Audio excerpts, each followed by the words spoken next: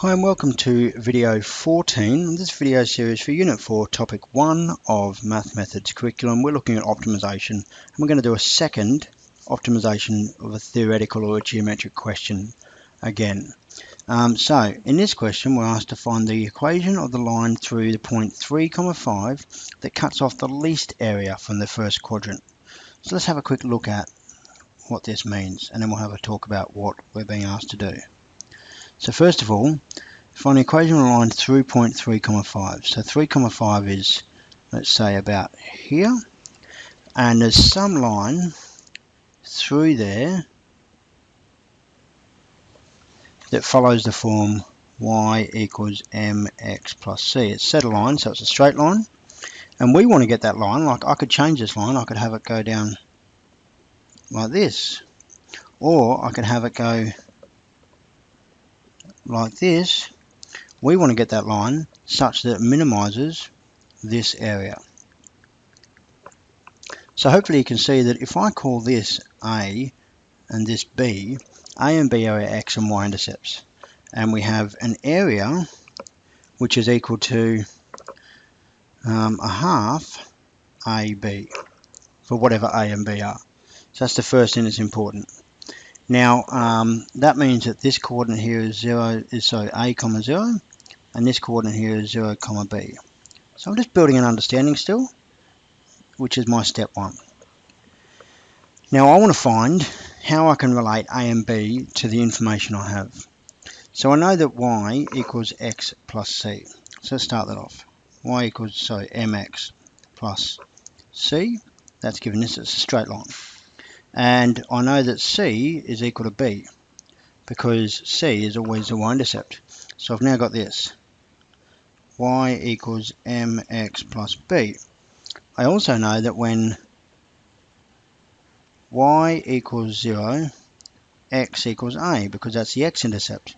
So I get 0 is equal to am plus b, and that means therefore that I can calculate my m value as negative b equals am, and m, my gradient, is equal to negative b on a, which makes sense because I've got that distance. So b to 0 is my rise and 0 to a is my run.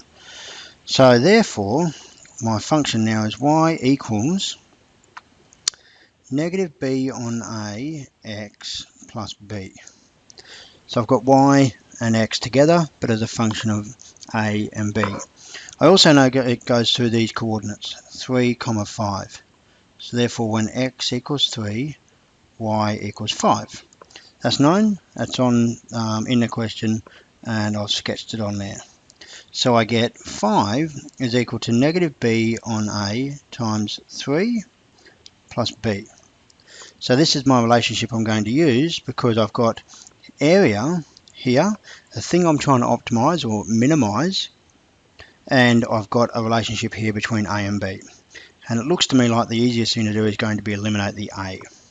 So here I get 5 minus b equals negative 3b on a, and that means that a times 5 minus b equals negative 3b, and that means that a is equal to negative 3b on 5 minus b. Now it turns out, and take a moment to think about it, that if I multiply this by negative 1 over negative 1, or do something tricky on the bottom, this is equal to 3b over b minus 5. By swapping the order of my denominator around, I introduce another factor of negative 1. So for example, consider 5 minus 7 is negative 2. 7 minus 5 is 2. By swapping those two numbers, I swap the answer from negative to positive or positive to negative. And that cancels out this negative sign here. And that's just a little bit nicer. So a is 3b over b minus 5. And so, therefore, my area, which was equal to a half AB, is now equal to a half times 3b over b minus 5 times b, and that's equal to 3b squared over 2b minus 10. Okay, so there's my area. Now I can optimize that in terms of b, which is excellent, and will lead me towards answering a question which asked me to find the equation. So once I find B, I can find A. Once I've found B and A, I can find that linear equation. So let's optimize this, and I'll save a bit of space, do it over here. dA, dB. It's a quotient rule question, and so I get, and I'll just make notes here, that's my U, that's my V. I get U dash V, U dash is 6B times 2B minus 10, minus V dash U, which is 2 times 3B squared, all over that denominator squared. 2B minus 10 squared, and that's equal to 12B minus 60B, that should be B squared, sorry, minus 60B minus 6B squared, all over 2B minus 10 squared, and of course this is equal to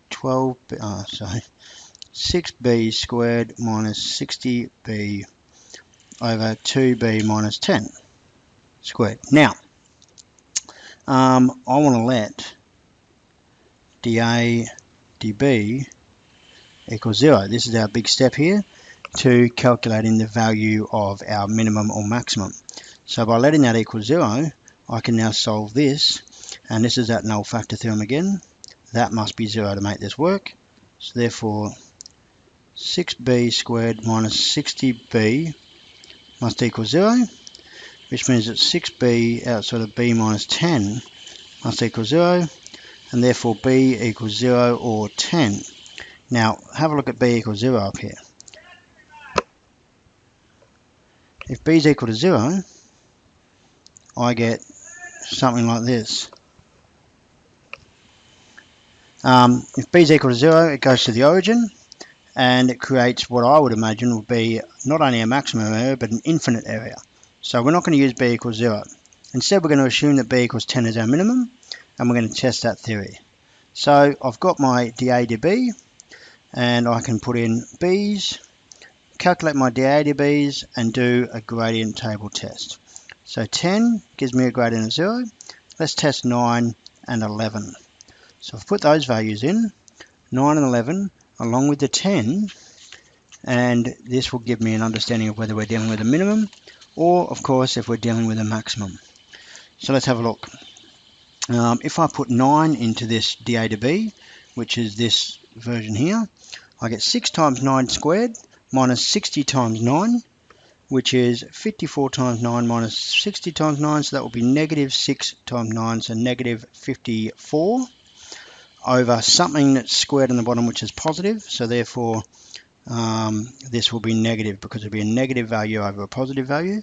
And if I put 11 in, I get 6 times 11 squared minus 60 times 11, which is 6 times 11, 66 times 11 minus 10, and so that will be positive over a positive. That will give me a positive, negative 0, positive, and therefore we have a minimum. And then we just say at B equals 10, what does A equal? A is equal to 3 times 10 over 10 minus 5, which is equal to 6. That's 30 over 5. And therefore C is equal to B, which is 10. And M is equal to negative B on A. Let me just check that. I got that the right way around. Negative B on A, which is negative 10 on 6, which is negative 5 on 3. And therefore y is equal to mx plus c, and in this case it's equal to negative 5/3 x plus 10. And that's our linear function that cuts off the minimum area in quadrant 1 based on going through the coordinate 3, 5. All the best.